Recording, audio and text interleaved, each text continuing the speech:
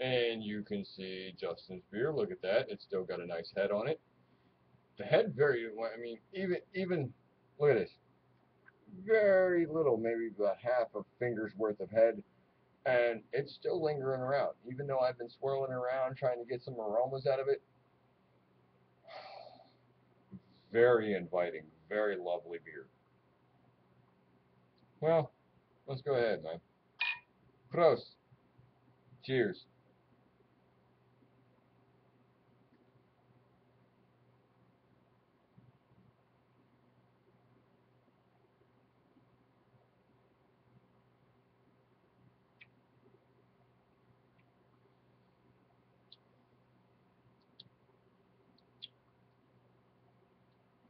It's a lot smoother than I would expect, especially at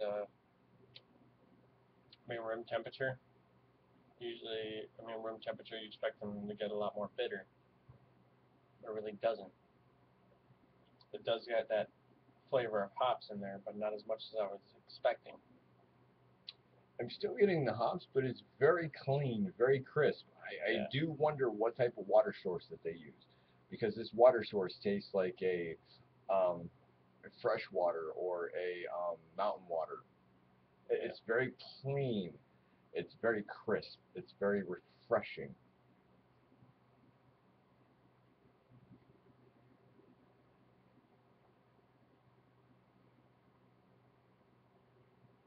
Definitely feels like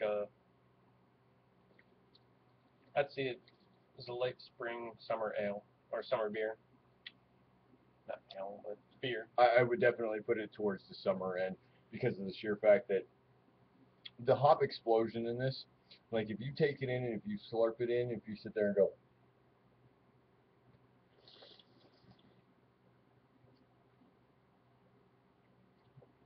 I'll try it. give it a try, man. You're definitely going to get more of the hops out of it.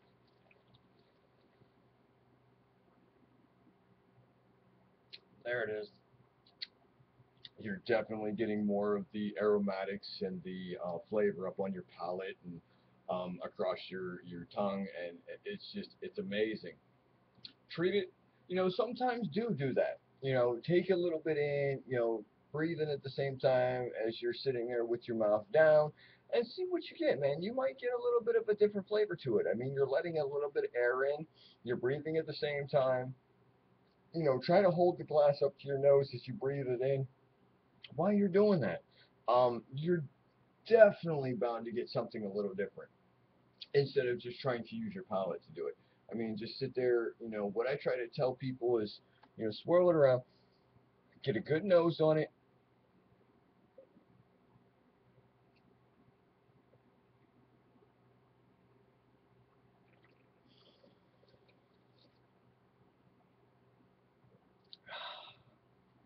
There, you're getting the full appreciation of the beer. You gotta think too. Treat it as a wine sometimes. Your taste buds are directly tied into your smell, and sometimes you don't get the full flavor unless you are smelling what you were tasting. So if you smell them and taste them at the same time, you will get all those dynamic, the full flavoring effect. Very, very correct. I mean, most people just sit there and just and then they're done. No, that is, I mean, you're only getting potentially 45. Maybe I'm just taking my own little guess at this. About 45% to 50% of the full flavoring.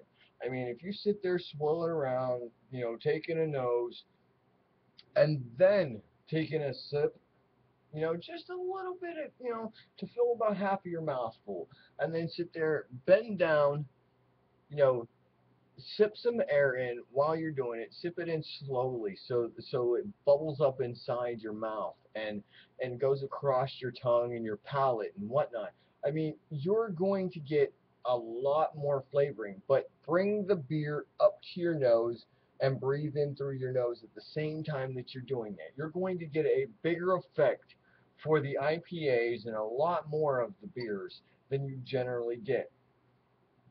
I just find that to be a helpful, note to when I'm trying to get the full effect of not only the flavors but yet of the aroma of the beer. Any iterations for this? I think this is a very wonderful IPA. I love IPAs. I'm definitely leaning more towards this one being one of my favorites. I do like the fact that if you sit there and you swirl a minute, you could actually see the leggings crawling down. A little bit of the alcohol legs and the lacing. Yes, it's very nice. You can tend to get a little bit of the lacing on the glass if you're swirling it around. He has a little bit more on his. Lovely lacing. Look at that. Look at that. Lovely. Anyway, if I had to get a rating on the Sculpin from Ballast Point, I'm generally going to give it an A.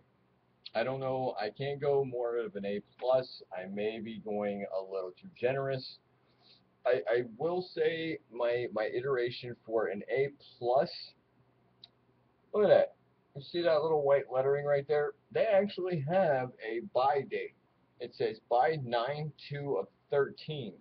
So they actually put a bottling date or a use by date, should I say. We're coming close, but nonetheless, we've made it within time. Being that this is your one of your favorite IPAs, anything else to add in before we say adieu? I said definitely try this one, you guys. It's very nice. It's not overbearing like some IPAs could be very bitter, which I like, but it's not to the point to where you can't stand it. I think it'd be a good IPA for your, not so much a start off, maybe like a little intermediate IPA. Yeah, I can agree with that. So, it was very nice. You heard it first, man. Right here, right now. Big HB Reviews. Signing out. Empty glass. Look at that. Got nothing but lacing left. It's got a little bit to finish before he leaves. Drinking to do. Tell you what, man. Prost. Cheers. Don't drink and drive. Bad for you.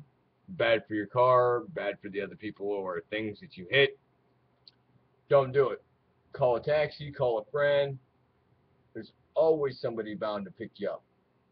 With that said, I'm about to get up out of here. Big HB Review signing out.